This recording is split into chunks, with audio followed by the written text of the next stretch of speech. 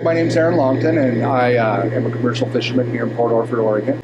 We've started our own direct marketing program here, and we've named it Port Orford Sustainable Seafood. We're a small boat port, meaning that all the boats here are 40 feet and less.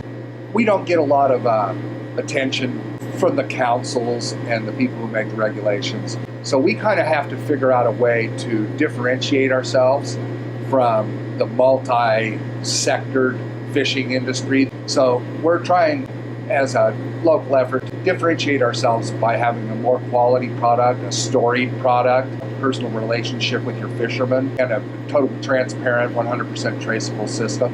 You know, everything needs to be managed on like a triple bottom line, where you're looking at ecological equity. For us, equity is maintaining access to the resource. Just because we're a small town that has a deep, rich fishing history doesn't mean that that isn't eroding away, ending up in the hands of a bigger, more successful boat. This is a strategy for us to get a fair competition here for fish and environmentally responsibly harvested product. We're all hook and line fishermen. Nobody tows nets here.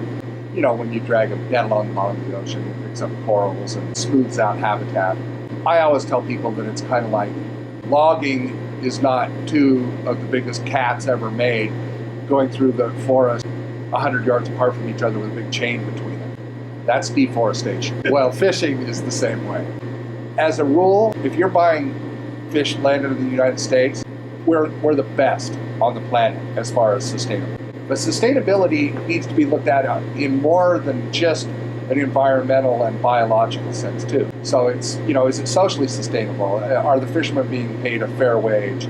Knowing that there's going to be fish to harvest next year, that's nice. But knowing, you know, that the people were paid fairly, there wasn't slave labor, which, you know, doesn't happen here in the United States, but it certainly happens in the broader context of seafood production. Also too, you know, processing people, whether they were paid fairly. Sustainability is, you know, certainly a lot more than just biological.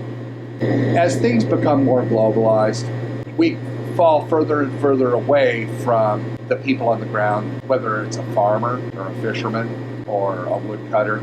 We know these people and we can form relationships with them and feel good about where our food's coming from. Or we could just let that all go to the wayside and watch it all just gravitate to the top, where there's 5 big giant fishing boats on the West Coast that do all the harvesting and they process it at sea. I say that a community has an area code. Like here in Port Orford, there's only 1,200 people live here. There's 400 living wage jobs. Of those 400 living wage jobs, 150 of them approximately are directly related to this harvest of seafood. Now, it used to be more in the timber industry. Community is what it's all about. And the community is broader than just the people who are harvesting the fish and the surrounding community that depends on those jobs. It's also the consumers. So our community-supported fishery is based on the model of community-supported agriculture. That's where we have direct relationships with consumers in a regional area, but it's all interdependent. Port Orford doesn't exist without those 150 living wage jobs. And, you know, the system, if we don't do what we're doing to take ownership of the resource and ownership of our future, will just slowly gravitate to the more powerful. And there won't be fishing in Port Orford. Here we are adjacent to the most, you know, phenomenal habitat for seafood on the West Coast, and we'll have no access to it.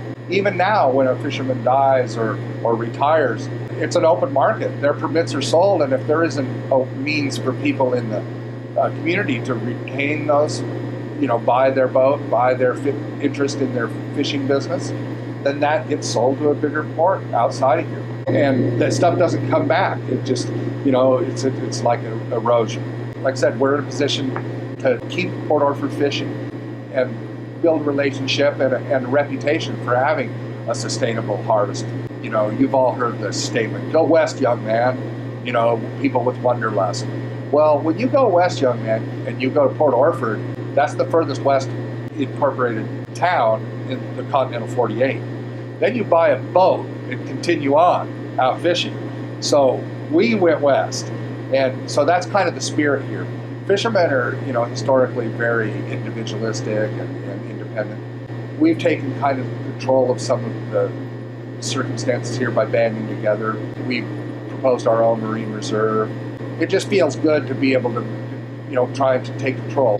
Port Orford doesn't continue to fish if we give in to the nature of the free market system. So we have to, counter that and keep Port Orford fishing. Keep it a nice little community to raise your kids up. And it doesn't get any prettier. That's one thing I love about what I do.